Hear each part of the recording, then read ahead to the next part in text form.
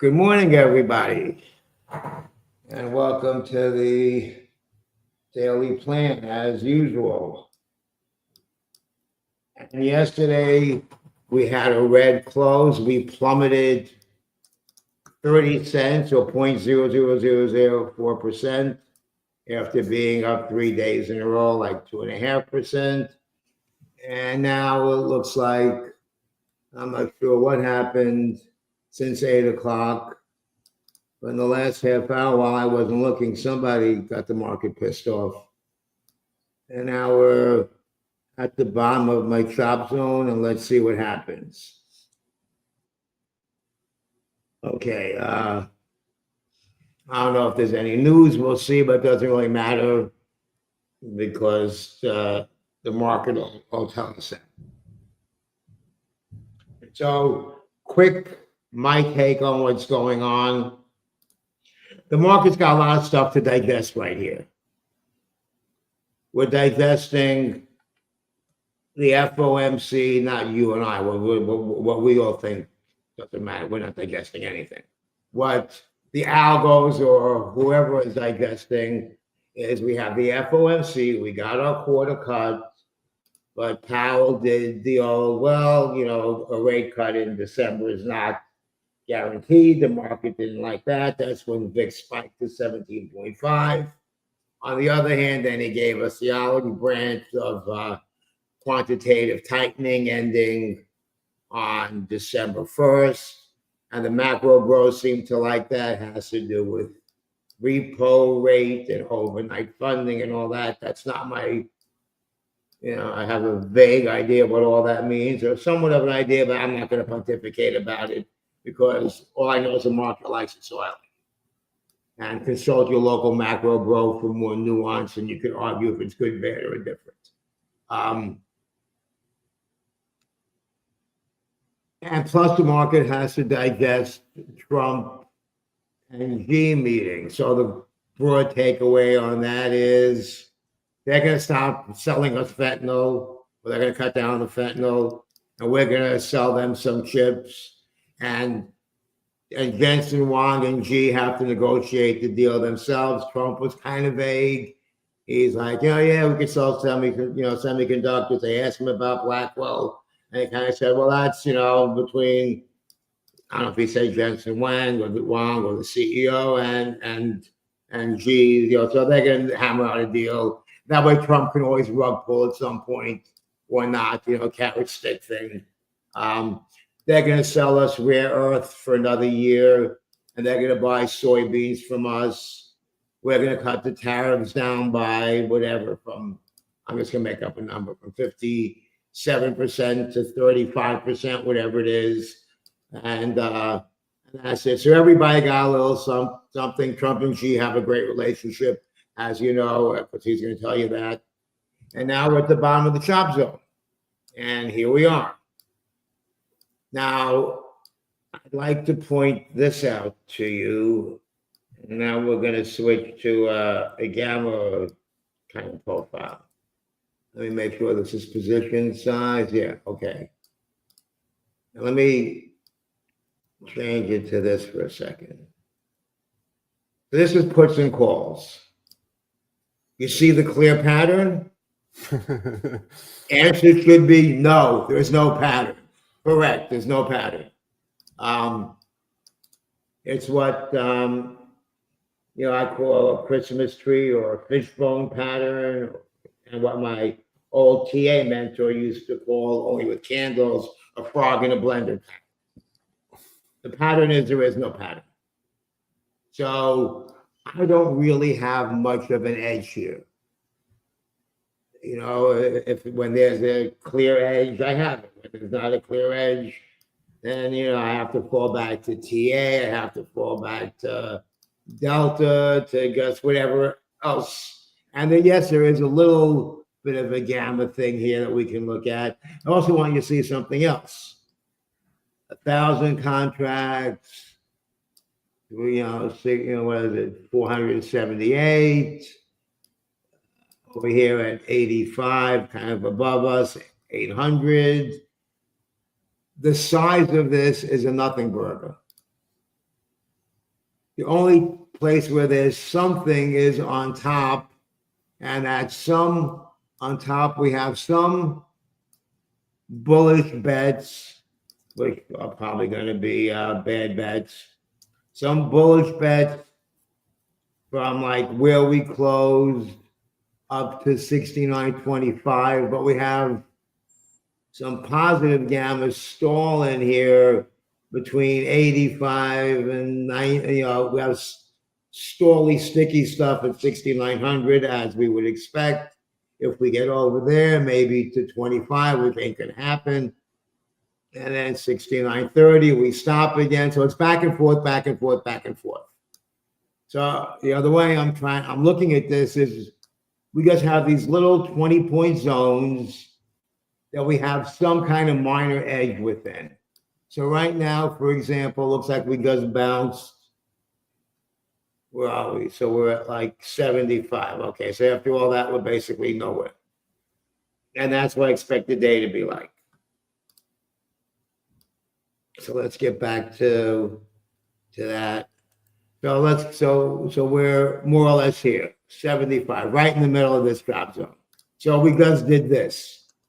We just went below this, so now this is kind of like a ceiling at 85.90. You know, at the close price, you know, we kind of have this attraction down to 75.70, and then stall out right here at 65.70. And we have this broadly 65.90. You want to think tighter, 85.70, with this little pivot or reaction in the middle. And that's what we got right now. Maybe we stay there all day. I don't know. I mean, that's one zone.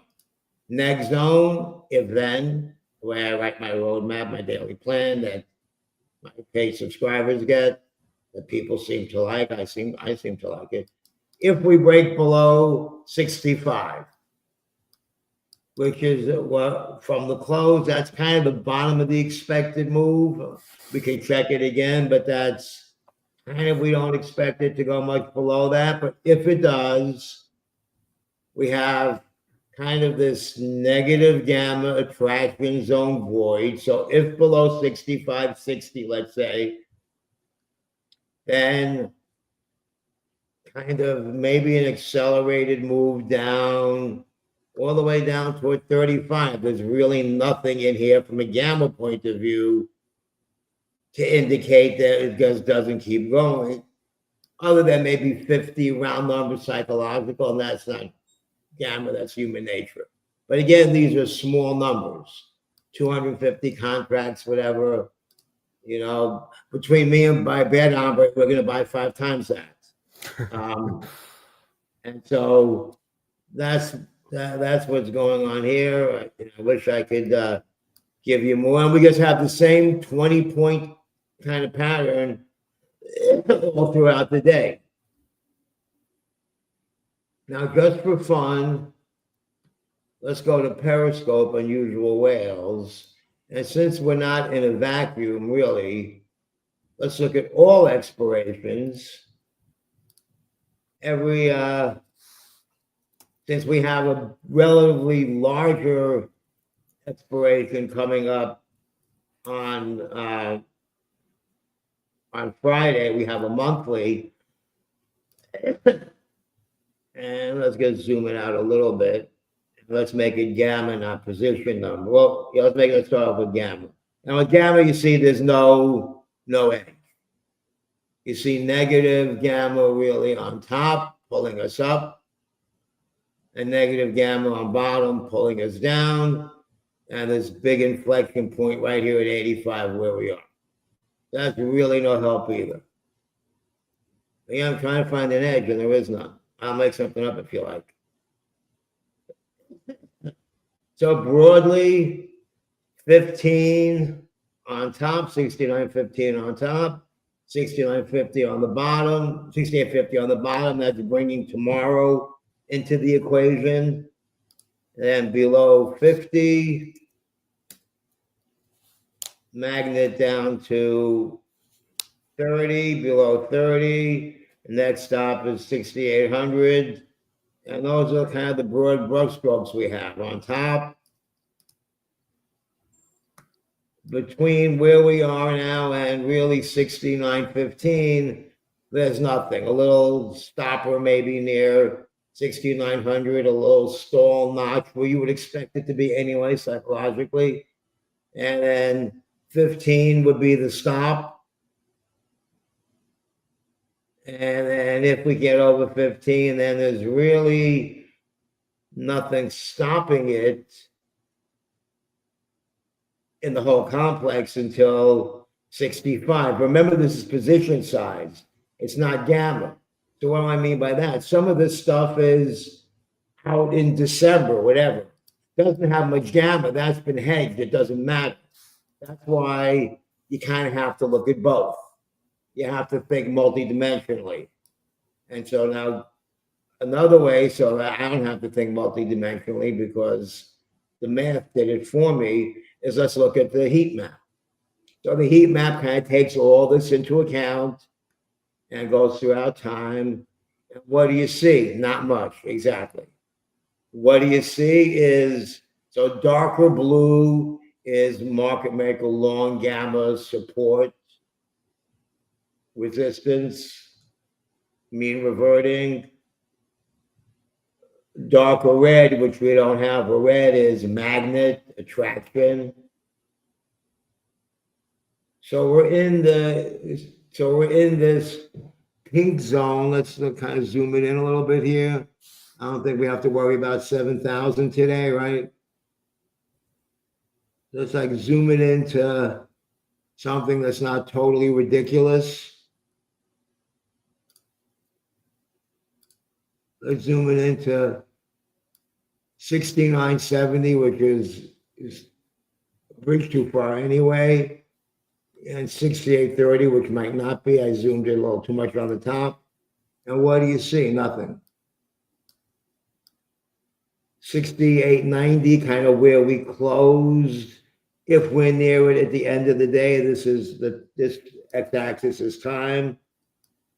Whoops. New data coming in. Okay, didn't change the picture. So if at the end of the day, because it's gamma's time dependent, if at the end of the day, and if we stay here, if like more, these contracts stay here, you have this arc from 70 to 90. If we're, and likely zone at the end of the day, if we'll have a little weakness, would be 50, 52-ish to 85, 90 to, either flat, down 25, 30 points. And if we're a little weak toward the end of the day, 65, 60, 70, could kind of get down there 50. Unlikely, but that's what we see. So there's really no edge here, but it looks like the market wants to be weak. So 50 might be a realistic kind of number. Now let's take a peek here at now the expected move on SPX, on Tasty anyway, is kind of crappy. So, okay, 37. So the straddle is basically the same as it was yesterday during the FOMC. It was 35 all day. It stayed there all day until after the FOMC. It was like around this last night by the close. Then it decayed somewhat overnight, was about 33, 30-ish. And now we're back up to 37. We're back up to more than a 1% move. Now I want to show you something while we're talking about it, just for education's sake, so to speak, if I can find where I am. Let's find the right, here we are, over here. Let's go to the daily move toy. Okay, expected move. Let's look at yesterday. Well, hold on, something's wrong. Yesterday isn't there. Yesterday. So the purple line, let's get rid of these for a minute. Purple line is the expected move, the straddle price. What happened all day? It didn't decay, and we had the announcement at 2 o'clock. It started to decay. Then we had the press conference. Powell said, no rate cuts in December. It's not guaranteed. The market said, oh, shit, technical term. And that's VIX popped up to 17.5. And even though VIX was going up, down goes appraisal went the expected move. Now let's just contrast this decay pattern with, I'm just going to randomly pick any other day, normal decay pattern. The straddle decays. Time goes and the expected move becomes less. Again, not really a hard concept to grasp. So anyway, we expect decay over time, and we haven't gotten it overnight, and we will get it today at some point. And when you see the expected move not contracting intraday, and you can look at your option chain, you could look at whatever you want, however you do that. That's not a great sign. That means vol is increasing, and that, and then you start looking for where the 20 delta is, 25 delta is option. You start looking for where the big clusters are from a gamma point of view. So anyway, that's maybe a little in the weeds. And that's really what I'm seeing. So let's go back to over here. And bottom of the chop zone.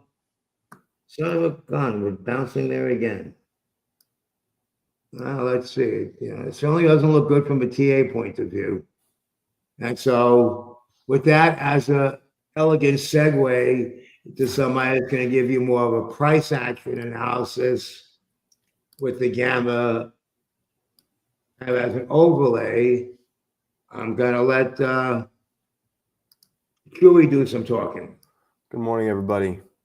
I'll go a little slow, Doc, so you can kind of follow along, see if any of it matches your profiles. I know it's and so let me just point out to people that are watching on the screen. So here's ES, and here's my profiles transposed, or for lack of a better word, into E-mini, but these are SPX levels, not E-mini contracts. These are SPX contracts where we would expect a reaction. If the reaction is in SPX, it's going to be an E-mini, because that's what they use to hedge anyway. Right. Okay, go ahead. Okay. So I think right now, obviously, it shows a lot of weakness, but if at open we could hold above 904, I could see us moving up to 925. Now, just everybody look right here. I happen to have a line that says pivot at 904. Just saying. Yeah. That's why I really like just kind of matching the two profiles, because sometimes it feels like witchcraft, just kind of looking at candles. But when you see the behind the scenes working with it, it gives me extra confirmation. And between 904 to 925, I think it could get real choppy, and you could make some money between the two, trading between, from edge to edge. However, if we can break above 925, which I kind of see it today, to be honest with you, if we can, then I'm going to be looking for a new high, like a new all-time high.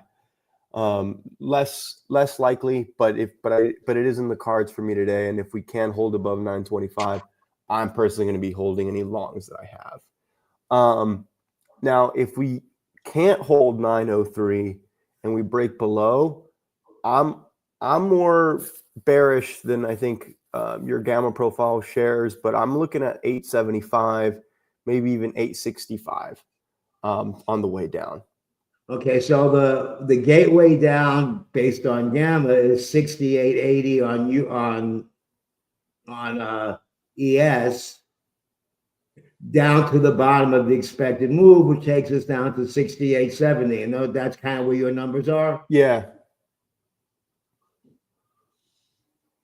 And so what we like is when we get confluence or confirmation between whatever, we'll call it TA, we'll call it market profile, we'll call it what you future scalpers like to use. And gamma, that just gives extra weight to a level versus some random Fibonacci voodoo line that some program makes. Right. But I will emphasize that what I'm seeing today, at least if we can't hold above, or if we hold above 903, but not between 925, it's just sideways for the most part. Okay. Tell them about your course. Yeah, guys. So we're doing a live one-on-one training. I teach you my strategy, how to execute it, how to move your stops through a system, how to kind of treat this more as a formulaic approach instead of just ambiguous, going long, going short. This is kind of where I like my stop, where I like my target. I have more of a formulaic approach, and it makes it easy for people to learn if you don't have that, and easy to follow. So if that's something that you're interested in, you're kind of in a rut, don't really have a strategy, or looking for something that's a little bit more executable on a day-to-day basis, I think that would be right up your alley. Quick question. Do you have can you text me the link to the special that we're running? We're gonna call it a monster of a sale for Halloween. I'll have it running for a while. Oh, sure. I'll send it to you now. Okay, and then I'll put it in the chat. I don't know if he could put it in the chat stream. Maybe he can, maybe he can't. Maybe and we're doing this through WHOP. It'll be the same similar thing through Substack. I'm just doing it through HOP because it just makes it easier for us to manage the admin. And also WHOP. If you don't have an account, if you have a Twitter account, which you do because you're watching me on Twitter, most of you, or if you have a Discord account, and most of you are on Discord, you can just use that as your login in WHOP, easy peasy. And I'm sitting here waiting for the link, so discuss amongst yourself or make snide comments in the. So I'm sending you the link now, and then I'm changing the code to be spooky. Okay, changing the code to spooky. Okay.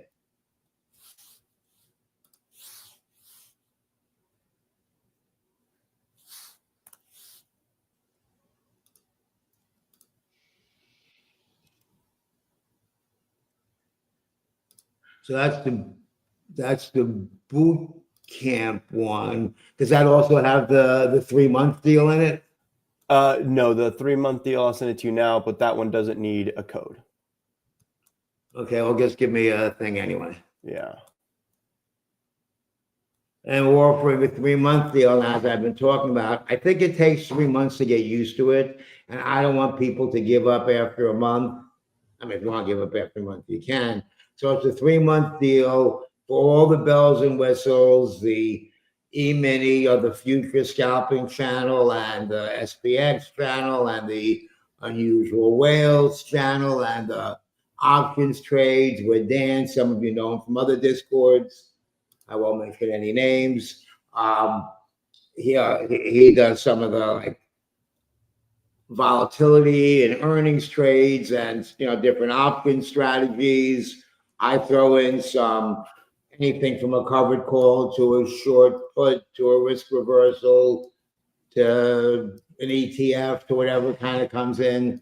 And so you get all that 3 months at a nice discount. It's about $240, give or take.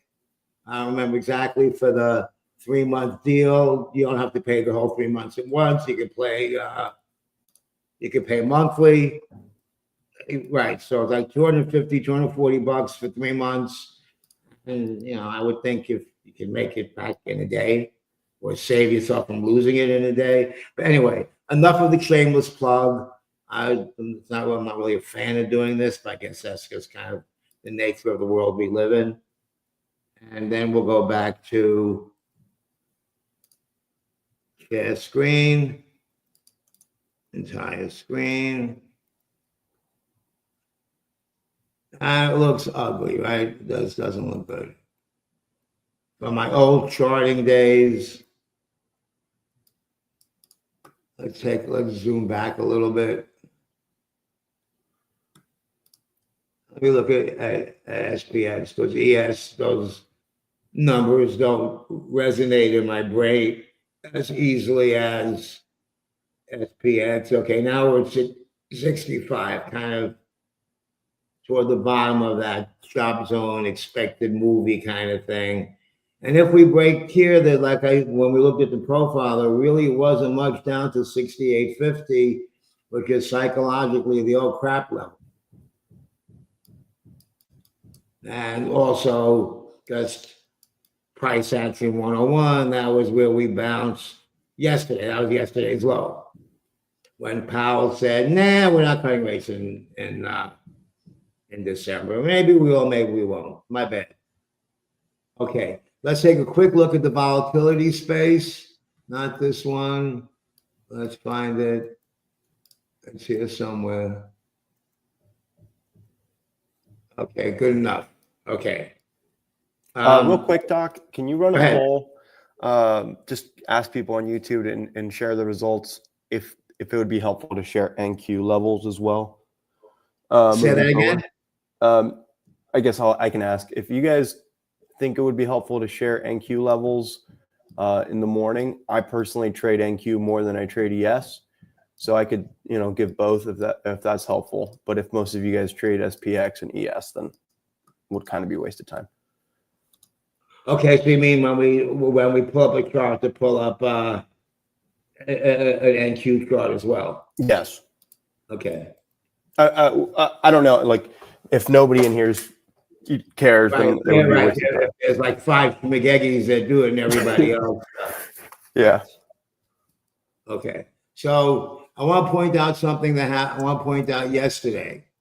So yesterday, while vol was, we opened at 16 wherever, and we kind of shot up to 17 and kind of bounced around.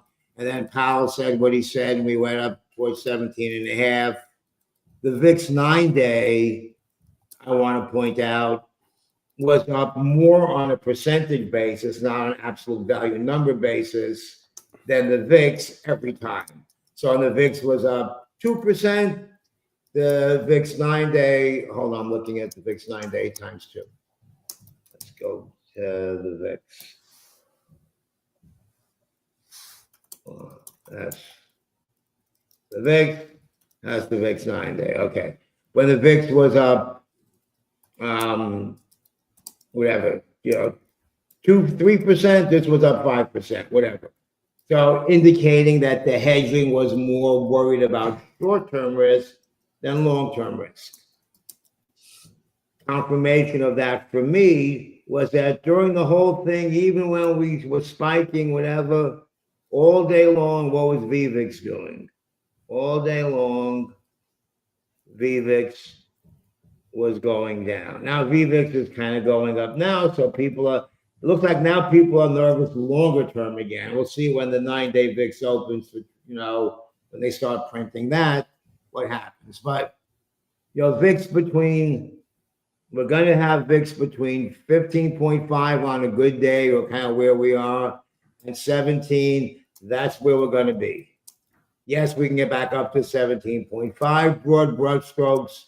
Expect that. Expect when we start heading up as normal, it's going to probably be the vol up, spot down, normal kind of spot vol correlation, spot volatility correlation, meaning they go the opposite way, which most of us know. Volatility goes up, spot goes down. We had a week last week where that kind of wasn't happening. Those are other dynamics. We don't have to get into that right now. And that's kind of what's going on. So how would I trade this mess? I don't know. I'd go outside and feed the goats. I don't know how to trade this mess. I'd wait to get to an extreme and then look for the reactions. Right now we're in the middle of shock.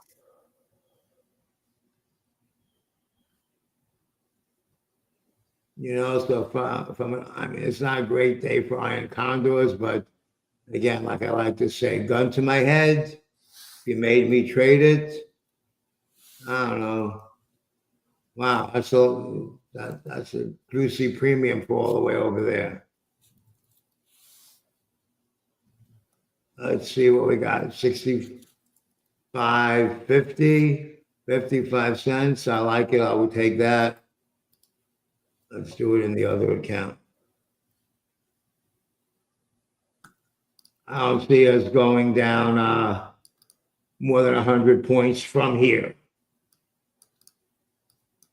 Nothing in the data suggests that's going to happen. And on top, I don't like to sell on top when we're down here. I'd rather wait. But remember 30, 35 we talked about was kind of a bridge too far anyway. And so we'll start off with a wish trade. That's not even bad. If I can get 50 cents for that, I'll take it.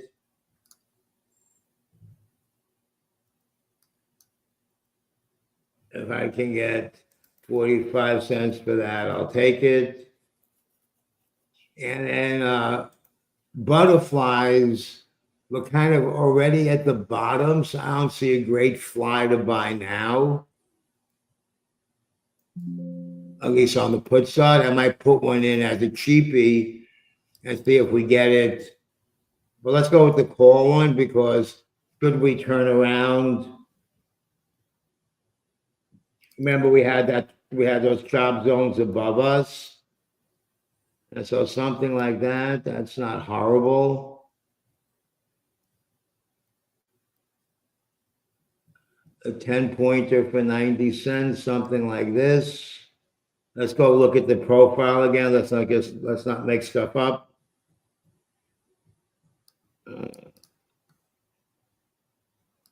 Let's look at the profile. So where do we expect it to stall? And this is the kind of stuff that we'll talk about in the room. You know, we're going to come up with trend. Okay, so we expect it to stall right here, kind of where we closed at 90. So we have one fly-looking structure, 65, 80, 90, whatever in here, which we're kind of in. So if we're going to say, okay, we're going to accelerate toward here, if we can get moving, stall out somewhere here, and stop above 05, something like that.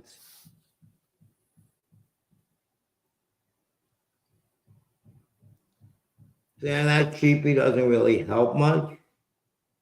I would rather play for the stall over here. You know, it's not a great one.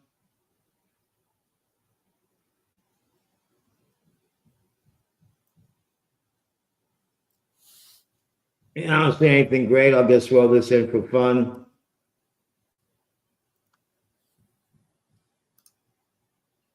And I'll do another 5-wide fly. I like to do a 5-wide kind of right in the middle of the action. Where was I selling that one? I was selling the 85. I'll do a 5-wide. Also selling the 85. Kind of clogging it up in there. And we'll see what happens. But really, if we can get moving, you know, we should stall out here. But on the downside, what do we got? On the downside,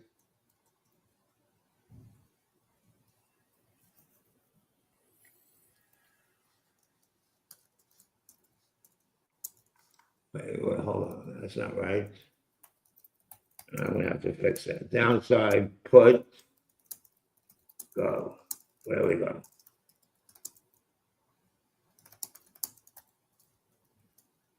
We have that 50, which is kind of our magnet. We had the 30 stall, if you remember. Now look at how those premiums have gotten jacked.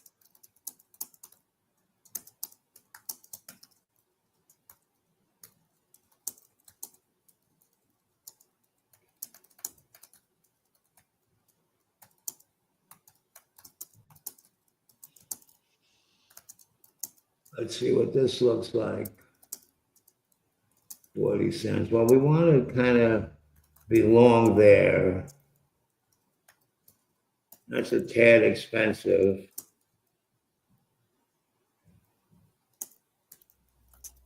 I mean, for 15 wide, that's not so expensive. We want to go 40. That's good for 55 cents, 60 cents. I'll take that. And you could do a 15 wide version like this. $1.50, that's not bad. $1.40, that's not bad either. It looks like whatever something happened and the market's pissed off right now. Let me see. Okay. I trade MNQ and MES on Apex, but QQQ and SPY, SPX, and live accounts. Okay, that makes sense. I think a lot of people do variations of that in like the real money account, so to speak, trade the normal stuff and then trade the futures or the minis somewhere else. Oh, can I snap in here real quick and say if whoever posted that, the message is already gone from my screen, but whoever posted that, if you have never made money on Apex, as in you've never gotten a payout, please don't get another account on Apex. If it's working for you, stick to what's working for you. But the amount of people that I've taught who have qualified for a payout but have been denied for a payout through that company, it's, in my opinion, it's criminal. So that's just kind of my 2 cents on that company, that prop firm. Is there a company that you find is a little more friendly or easier? Yes, almost any of them outside of Apex. But my personal favorites at this time are Lucid Trading, Tradeify. My Funded Futures is okay, but their products are a little complicated. If you are okay trading their proprietary software, which is called TopStep X, I think TopStep is the most reputable company out there. However, I don't like using their chart software, so I don't use them. Okay, and so correct me if I'm wrong, even though I know I'm not wrong. That's just kind of a nice way of saying it. Part of what people get in a way with your course, especially if you're trying to qualify or tweak your prop trading thing, a lot of this is going to help with those losses and drawdowns. I've never tried it. You know, I'm fortunate. I don't really need their margin. I got plenty of my own, but a lot of people do use it. And plus, I don't really mess with futures too much. So can you just talk about that just briefly? Yeah, I mean, in my opinion, if you can afford to trade your own money, you're better off. They're setting you up to fail. Obviously, you can get paid a lot of money through those companies if you wiggle your way through their rules. My trading strategy ends up being very friendly to those rules, just because it's low risk, high reward type trading. And we kind of run you through all of those rules of, hey, you know, you don't want, you're dealing with an intraday drawdown or a daily drawdown, all of these things that I think make bad habits for traders. They can be avoided. However, it is on the difficult side if you're just kind of trading support and resistance and not having a meticulous stop. And so your course helps people optimize that process? Entirely, yes, definitely. Okay. And it works even if you're not using a prop firm, but the parameters for a prop firm are difficult, and I think that it's really critical if you are trading with a prop firm that you have very aggressive and tight stops if you want to be successful long term, because you can always gamble it, right, and put all your money on black, and if it wins, it wins. But that's not, in my opinion, a sustainable approach to making money on a month-to-month basis. Okay. All right. So we're gonna hop now. The discount link is in there, and yeah, that's it. And now, of course, just when it looked like she was about to break, we held. Of course we held. Come on, bro. Of course we held. Where am I? Let me find. Oh, okay. I think we're over here, right?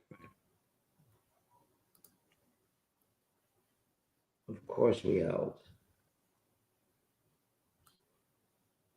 Huh? Am I in the wrong one? I'm on the wrong one, yeah. Which is the right one? Okay, here we are. Okay. Tabs open. Because I don't close. I only open tabs, I don't close them. And so here we are. And the bottom of the expected move. What's the expected move right here, right now? We ask ourselves, rather than everybody sitting there checking that themselves. And the expected move right here, right now, is still 37 points down from here. I think that your bet is probably better to the upside from here. Gun to my head, are we going to go down? No, I don't know. Actually, 37 points, might be decent. I don't know. We have to see what it opens. Like I said, I don't have a great edge here. And so that's that. What I do know is I sold 67.20s yesterday for today because I saw, oh, yeah, let's do one last thing. You know me. I'm one last thing until like the last second. And you'll find me one last singing in the room, plenty. So yesterday we saw stuff come in, sellers come in 67.50, so I just like to be safe. And there was nice premium to be had down here. This is the other side of something of a debit spread. And so I sold down here and it's pretty much evaporated by now. Let's talk about tomorrow real quick. Tomorrow is the monthly. So it's the largest gamma position, not open interest, not delta position, expiring tomorrow. Why? Because it's closest. That's bigger than today. Gamma is dependent on time and on where delta is. And so what do we see for tomorrow? We have JP Morgan collar, the short calls sitting at 66.50 all the way down here somewhere. There they are. If there's juice down there, I'll sell some.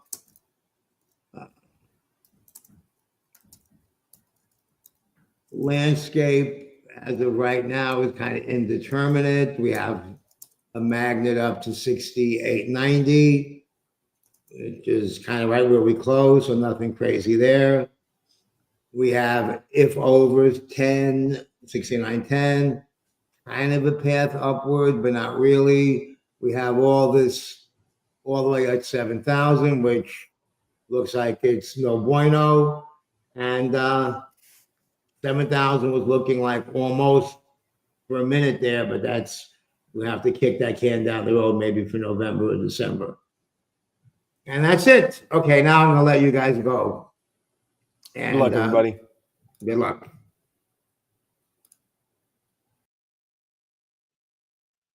David, if you want to hang out, I